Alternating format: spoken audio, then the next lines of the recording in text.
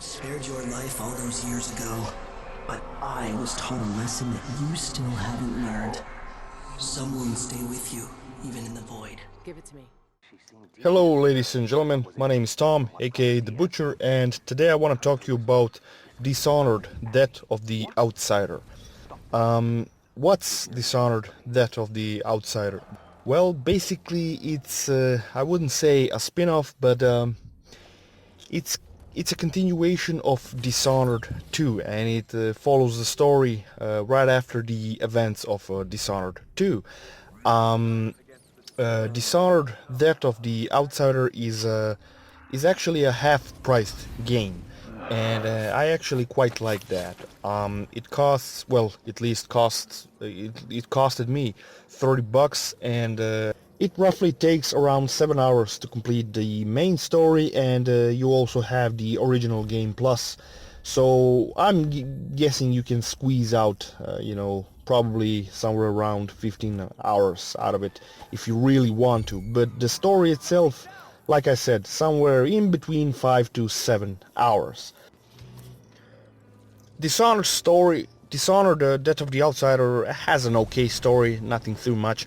I don't know if you remember Billy Lurk. That's the character you play with, and your mentor, Dodd, is gonna aid you in killing the Outsider. The Outsider is the deity that gives you all of those powers in Dishonored 1, in Dishonored 2, and as well in Dishonored Death of the Outsider.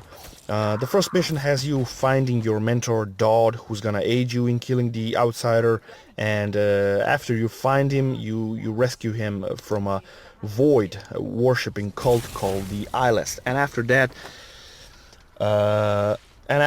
you are on a mission to, I don't know, get certain items, visit some locations, kill this dude, and pretty much, you're on your way to finding out how to enter the void and kill the Outsider.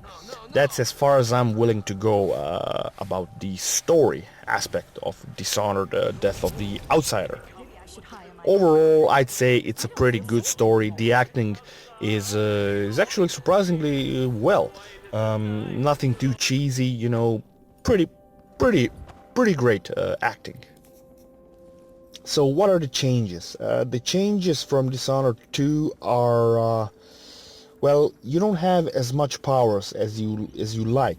You only have 3 powers. And you don't have to run around and, with your heart out, you don't have to seek out rooms in order to upgrade those powers. The 3 powers in the Dishonored Death of the Outsider are non-upgradable.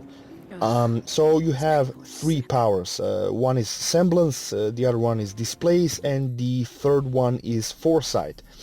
So we'll go over each one. Semblance basically means that you can impersonate someone. You can steal someone's identity and, be them for a limited amount of time. So you can probably, so you can impersonate a guard and walk past, 5 other guards, undetected. You can really get creative with Semblance. The second power is the second power in Dishonored Death of the The second power Billy Lurk has on his disposal is Displace, which is in its entirety, to be honest, it's exactly the same as Blink from Dishonored 2 and Dishonored 1. Pretty much it does exactly the same thing. So you can climb shit. You basically, if you don't know what Blink was in previous games, it's a power that allows you to teleport to a different location, basically. And it's the staple of Dishonored games. And the last sight is Foresight, which is actually, I would say, it's a heavily upgraded dark vision from past games. Foresight, basically, you press L2 and you can freely, check out your surroundings, check out what's behind any kind of corner, You can inspect your surroundings with foresight, and it's actually quite a useful power. And yeah, pretty much that's it. Only three powers, but the biggest change in Dishonored, that of the Outsider, is that there is no chaos meter, and so you don't have to play stealthily. You know, my biggest problem with Dishonored is that I always wanted to play stealthy, you know, but on my second playthrough I was a fucking wild beast. And if you play like a wild beast, you know, murdering and killing everybody, you're gonna get high chaos. And in Dishonored, Death of the Outsider, that has been resolved. There is no more chaos meter. There are no consequences for playing, you know, I wouldn't say for playing, you know, ruthlessly and killing everybody. The other important change in Dishonored, Death of the Outsider, is that your magic meter regenerates. So you can use powers, you know, drain your magic meter and it will automatically refill itself, you know, it regenerates. And that's, you actually can't believe how much a small thing, a small tweak like this can you know, do to a game. This is brilliant, you know. I remember in Dishonored 2, I was always keeping my fucking vials, you know. I was always in search for vials, you know. And with this, with your magic meter regenerating, you can get extremely fucking creative with your killing. You can experiment any way you want. You don't have to use any vials to recoup your magic. It, like I said, it regenerates itself, and yeah, that's pretty much it. There are contracts in the game you can get on the black market. These are basically side missions, and you can get some rewards by completing them. Also, you can upgrade your weapons and you can buy new gear at black shop markets, and pretty much that's it. Dishonored, if you're gonna compare it to Dishonored 2, I would say that Dishonored 2 is a bigger game. Of course it is. Dishonored 2 was a full-priced AAA game, and this is a half-priced AAA game. But yeah, this feels like a more contained, you know, experience. But like I said, the same staples of Dishonored games are here, and the locations, man, they just ooze with character, you know. You know, Arcane is really famous for that.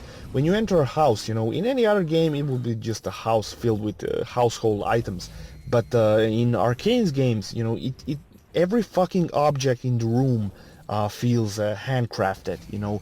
It's just that Arcane really has a great really has a great sense of, you know, I don't know, personalizing things, you know. Everything from a simple fucking apple to a table just looks, you know, handcrafted. You know, I don't know how to display. Every location is pretty much gorgeous. My favorite location is the mission where you infiltrate a bank and steal something from the safe. It's just fucking brilliant. Everything just comes together. The art style, the powers, the gameplay, you know, and it's fucking great. Speaking of graphics, Dishonored Death of the Outsider uses the same engine as Dishonored 2. It's called the Void engine, and on the PlayStation 4, that's the version I've played, it runs at 30 frames per second, with, at least I haven't noticed any major dips and everything, you know. And you know, in Dishonored 2 there was a bit of a sluggishness at times, you know. The locations were far more wider and opener, and I'm guessing that pretty much took some chunk out of the system. But in Dishonored, that of the Outsider, pretty much the whole game runs really smooth, you know, and transitions between menus and gameplay are also quite smooth. Like I said, the Void engine looks good. It's not a bad engine, it's a good engine, and it looks really great. But like I said, the graphics are good, but the art style is fucking gorgeous. And like I said, I mean, I always said that art style is much more important than fucking graphics. And the art style produced by Arcane is, like I said, you know, Dishonored really always had that distinct, you know, environments and locations, and that feels the same in Dishonored, that of the Outsider. So, like I said, this is a half-price game from which you're gonna get probably somewhere around 5 to 7 hours to complete the main quest out of it, and it looks good, it plays good, and it's not expensive, so I would really recommend that you give it a try. If I had to give a score to Dishonored Death of the Outsider, I would probably give it somewhere around 9.2 out of 10.